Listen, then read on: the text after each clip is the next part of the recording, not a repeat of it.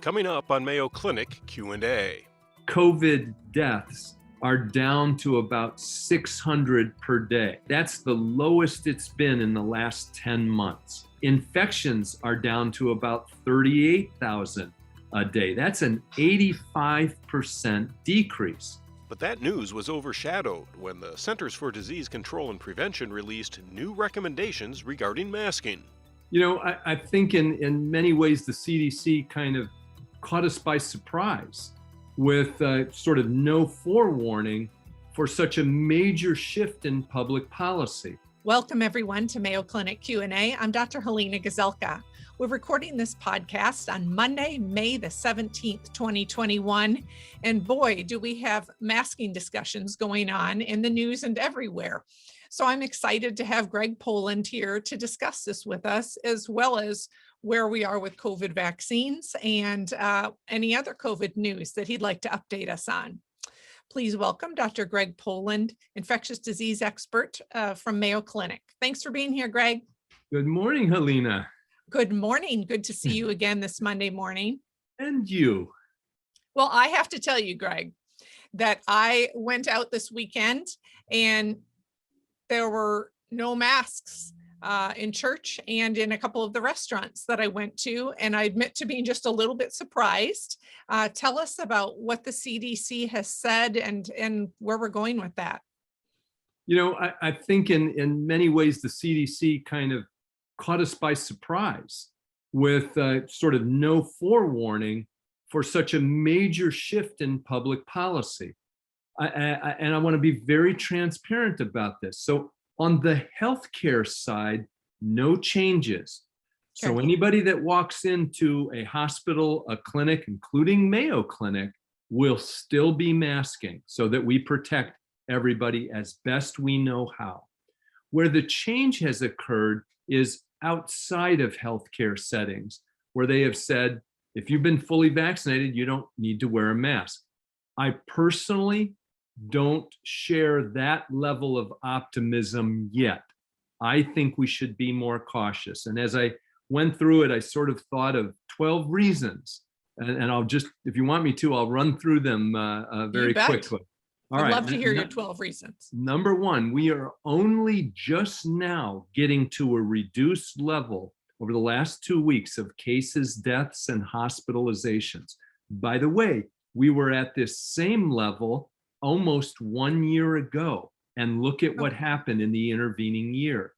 Number two, over 65% of Americans are not yet fully vaccinated, and only 60% have received one dose. So this feels a month or two premature in my mind.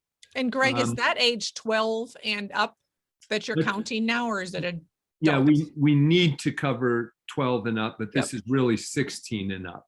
Okay. But that's the next point. The fourth point is that kids under 16 have really not yet been vaccinated, right? It's just been approved and they'll start to release it.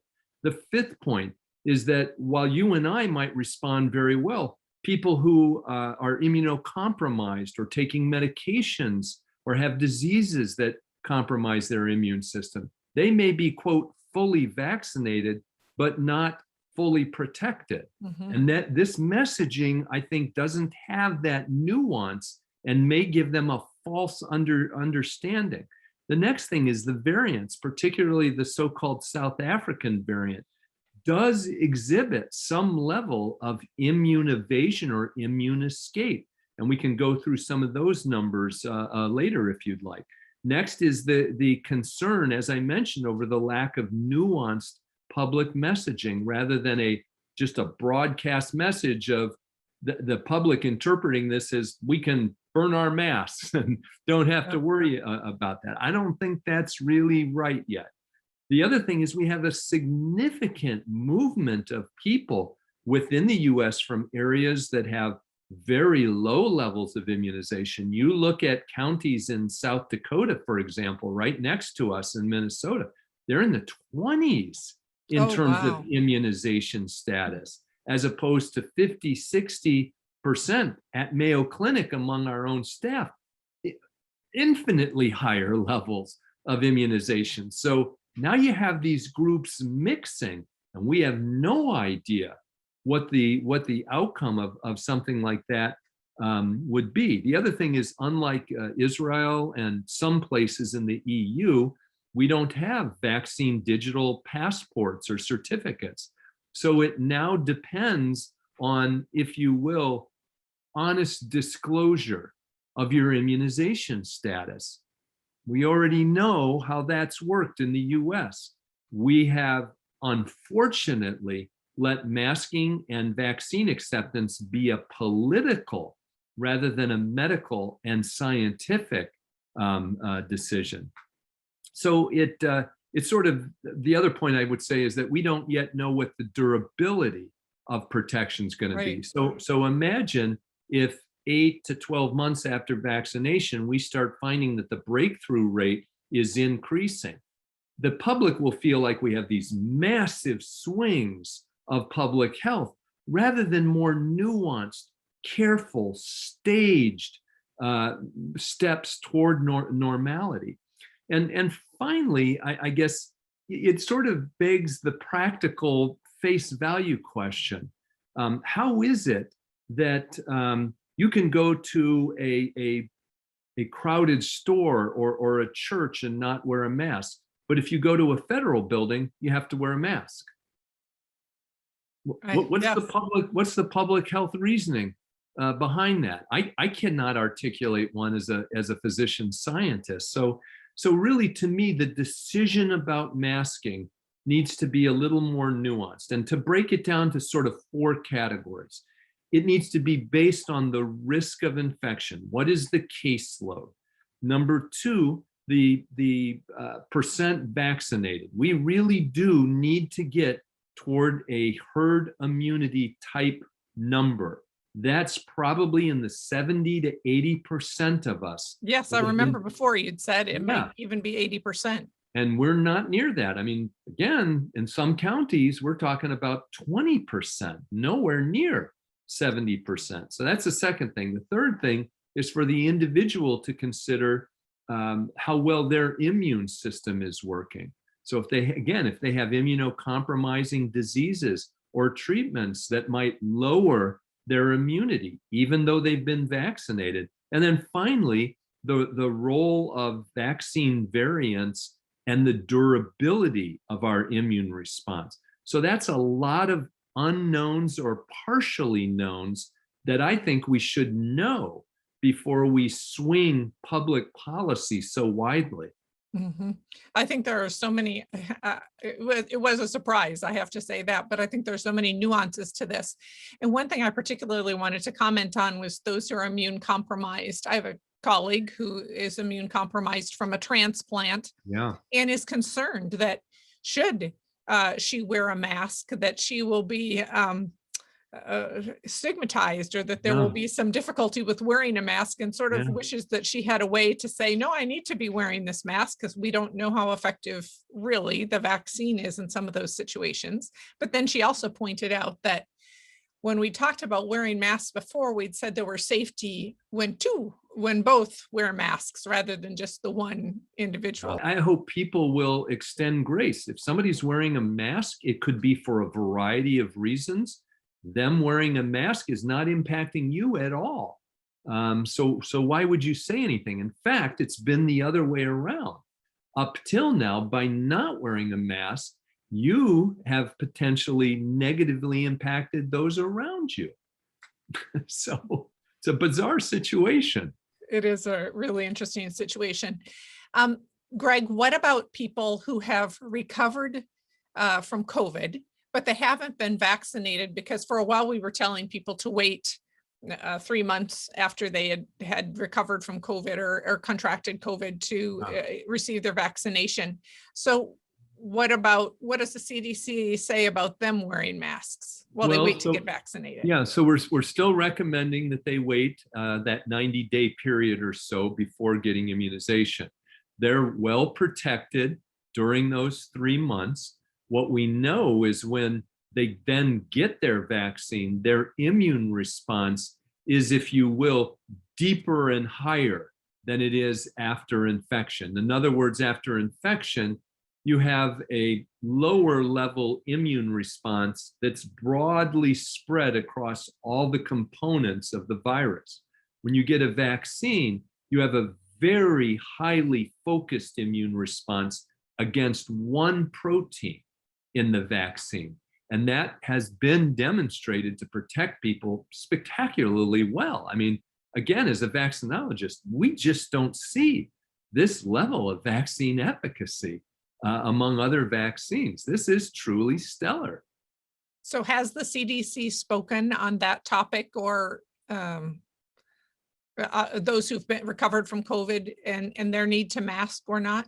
Yeah, so that the public health messaging is not that nuanced. Okay. They right now, I don't think anybody has the expectation that if you have recovered from COVID and you're within that 90-day window, we're not seeing transmission.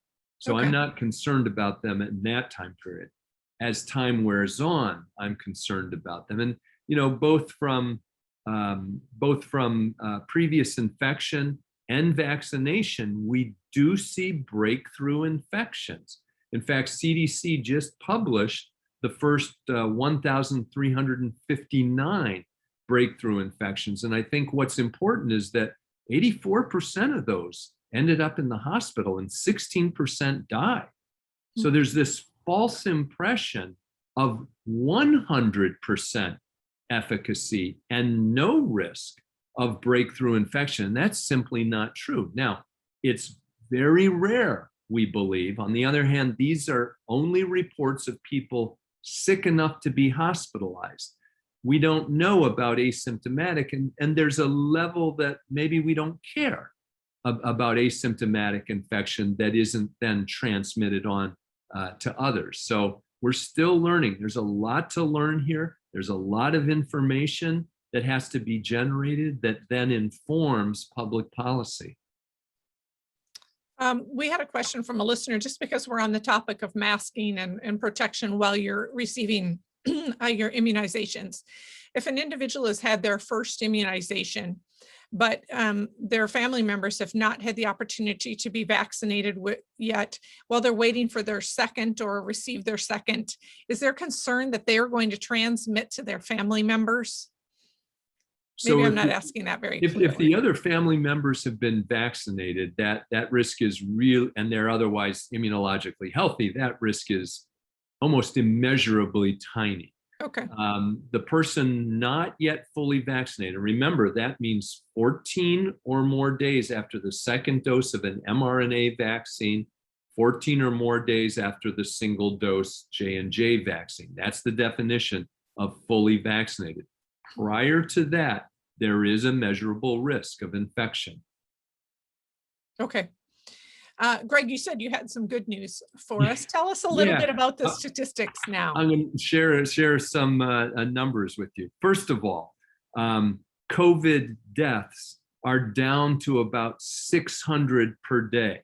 Okay, that's the lowest it's been in the last 10 months. Infections are down to about 38,000 a day. That's an 85% decrease. This is related to vaccination. Mm-hmm. And there is an apparent cyclical nature to this.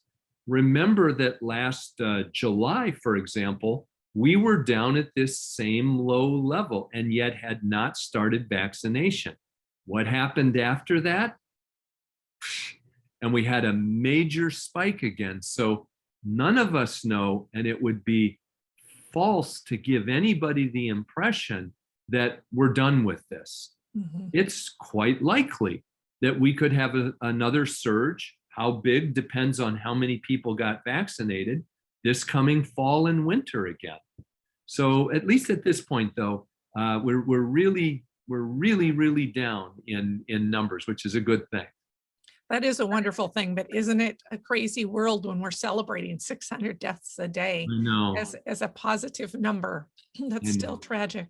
Okay, Greg, tell us a little bit about immunizing 12 to 15-year-olds. Where are we with that? So I think, as everybody knows, a week ago now, the CDC and ACIP and FDA all agreed on providing or extending the EUA for the Pfizer vaccine to children 12 to 15. It had been approved for 16 and above, now 12 to 15. And they're going to march that down age band by age band, all the way to probably 6 months of age or so. What did we find out? The vaccine works spectacularly well. No surprise. They've got Ferraris as immune systems at that age. Reactogenicity, side effects, a little bit higher, a little more fever, a little more malaise, a little more sore arm. No serious side effects seen with the Pfizer vaccine in that age group. So what will now happen is they'll start rolling out supplies and begin immunizing. It's probably begun already today or tomorrow in a number of locations, and then widely. I think what we do know is that our ability to immunize children of that age and lower is almost wholly dependent on the parental or guardians Sure. Thinking about a vaccine. So if they're hesitant, they're unlikely to get that child vaccinated. Then what happens this fall? You know, what we have seen is that COVID-19, as we get more and more adults immunized, is becoming a childhood disease. And this is a dangerous part of the pandemic because we now have different variants circulating now than 8 months ago or a year ago. And I think that nuance has been lost on people. So again, I would highly encourage that people do get immunized and that they do immunize their age-eligible children. And as schools are getting out for the summer, probably soon, maybe some have been extended, but what a great time to get this done over the summer break. Indeed. Now, what my concern is that people will say, well, the numbers are so low, maybe we don't need it. And then they'll be behind as they all try to surge in and get immunizations when we have another surge in the fall, if we do. Speaking of which, we were talking about masking earlier. When we get to fall again and it gets to be flu season, we know that the masks have been effective for even quieting the flu. Do you think masks will be a yearly kind of phenomena? Yeah. You know, as a vaccinologist, my answer is I hope so. I hope we do adopt them the same as many Asian cultures have adopted them.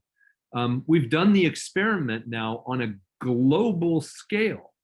For the first time in modern human history, we have essentially no influenza. Isn't that something? I mean, you know, think back to 2017 where, you know, we had just under 1 million people hospitalized and about 10% of them died of influenza, what people call just the flu. We've had a hard time convincing people to get flu vaccines, in part because year by year they vary in protective efficacy based on what's circulating. But that combined with a mask, there's no flu. Amazing. It's remarkable. So that I hope masking, it does work, doesn't it, Greg? It works. Say, Greg, I recently saw a study that Mayo Clinic had published regarding long hauler syndrome following some more patients who have had COVID. And I'm wondering if you could comment about that. So this is really fascinating, Helena, because we have seen this with other viruses and the medical profession has tended to discount it. With COVID, with sudden large numbers of cases and people from every age and walk of life, there's no question that there's a post-COVID chronic syndrome associated with it, in part related to the trauma of something like that, in part related more than likely to end organ damage caused by the virus. So what Mayo did is they reported on, I think it was the first 100 cases that they had looked at. And this was interesting. You know, the mean age was young, age 45. These are not 80, 90-year-olds that you might, you know, off the top of your head, think about them. almost 60% of them had neuropsychiatric symptoms. It could be headache, it could be anxiety or depression, it could be impairment in their thinking, their ability to perform at a job. In fact, some 34% of them could not effectively do their own activities of daily living. 84% of them couldn't go to work or drive. This is not a minor phenomenon. This is a serious post-COVID, and I'm going to extend it. I think it occurs after other viral infections too. Phenomena that deserves attention in the research and clinical community, deserves research funding, and deserves a concerted effort to understand the mechanism, prevention, and possible treatments. Greg, I've seen some news reports that the COVID-19 vaccine may be affecting women's menstrual cycles. What can you tell us about this? There hasn't been a study published yet that I'm aware of, but I'll tell you again, as a physician, a scientist, I wouldn't be surprised at all. And why is that? Because I'm not surprised that it happens with other vaccines. A woman's menstrual cycle is very exquisitely tuned to what's happening in her body, to whether she has fever, to stress, and many other factors. So I'm not surprised that some women would report minor irregularities to moderate irregularities. What I wouldn't want them to do is extrapolate or assume, as I've heard some do, that means that the vaccine is affecting their fertility. We have no evidence of that. We have no evidence that the vaccine adversely impacts pregnancy or adversely affects the baby, whether the woman is pregnant or lactating. So, with that proviso, I think it does deserve further research. I think that what we've learned so far clinically is that it's very transient, short term. Next cycle, they're back to their usual normal cycle. Greg, I have a couple of listener questions for you just here at the end. We like to get some of those in if we can. Sure. And I don't know if there's an answer to this, but is there less long hauler syndrome in someone who has been vaccinated against COVID and then contracts COVID than there would be if they contracted it de novo without being vaccinated? You're right, Helena, in that there are no studies of this. There's no prospective study of this. But so let me tell you what I would expect. I would expect far less of that, and likely far less in the way of severity of symptoms. And the reason for that is that the primary reason we believe for some of these long haul symptoms is end organ damage. Well, you've effectively mitigated or reduced that by having some level of immunologic protection. So while I think we're likely to see some, I think it will pale in comparison to people who actually get wild virus SARS-CoV-2 infection. And then, Greg, the next question has to do with recontracting COVID. So we have talked in the past about those who have been vaccinated and then gotten COVID after being vaccinated, but also those who have had COVID and then were thought to be perhaps protected by antibodies for a period of time, but then contracted COVID. What are the numbers on that right now? They are very rare, fortunately. I mean, nobody has a precise estimate because we don't really do serosurveys to determine the number of asymptomatic infections, or particularly in this season with people having allergies. How do they know that's not very mild COVID infection? We don't know unless we actually screen them. But in terms of infections that lead to sufficient symptoms that they go in and get tested and are hospitalized, we do have numbers on those. And those breakthrough infections, like I say, are very, very rare. Well under 1%. In fact, probably in the 0.01% range. And have there been any incidences of individuals who've contracted COVID over and over, say 3 times? I am aware of a case where somebody has had it twice. I'm not aware of a case yet where somebody's had it 3 times. I Good. wouldn't be surprised over time if that happens. And here's why. We know that with the seasonal coronaviruses, we get infected over and over and over again over time. So there's something about coronaviruses that do over time evade our immune system. So might that same phenomena happen with SARS-CoV-2, particularly in the face of so many people getting infected with it, allowing the virus to mutate and essentially change to a subtly different virus? I think the answer, as I say, is likely to be yes, but rare. That's good news. Greg, I did see another interesting study that I wanted to ask you about. Mayo Clinic did participate in this study with a couple of other institutions, and they had were looking for side effects with the vaccine, and had given some placebo, which is how you'd compare whether in a randomized clinical trial, whether someone had truly had a side effect from the treatment or not. And in those individuals who'd gotten placebo, so they didn't get the vaccine at all, there were reports of significant side effects, which were the same side effects reported by individuals who had side effects after the vaccine. Why would that be? This is known for every vaccine.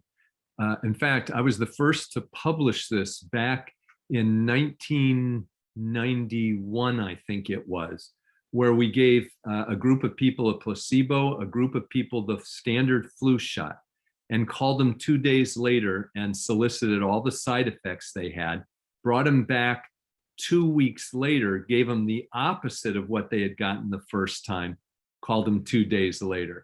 We first asked them, tell us the order that you got, placebo or flu vaccine and placebo. 50-50 flip of the coin. They couldn't tell. For every single side effect, the rates were the same in the placebo recipients, with the exception of a sore arm.